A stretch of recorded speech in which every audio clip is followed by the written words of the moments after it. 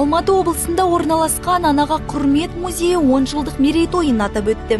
Бұл мәдени орталық ұлттық құндылықтарды насихаттап, ана мәртебесін ұлықтайтын бірегей мәдени ошақ. Негізгі тағы да ол мәдениет. Біздің тарихымыз, тіліміз, дініміз, біздің болмысымыз, соның бәрін жаңғырту керек қой. Сонда ғана біз ел боп қаламыз. Сонда ғана біздің тарихымыз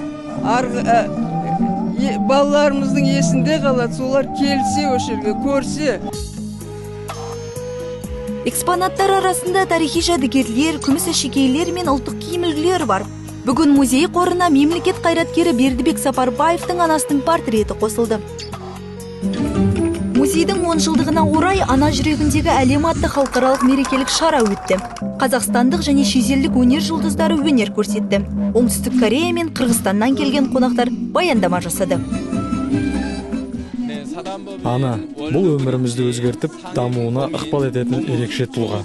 Бүгінгі шара ананың қоғамдағы орны мен рөлін насихаттап, бізді біріктіреді. Мұндай іс-шаралар біздің мәдениетіміздің байлығын көрсетеді. Сонымен қатар шара аясында таңбалы тас жаңа образдар киім көрсетілімі ұйымдастырылды. Бұл шетелдік қонақтарға қазақ мәдениетін таныстырып, ұлттық өнердің қайталанбас құндылықтарын көрсетті.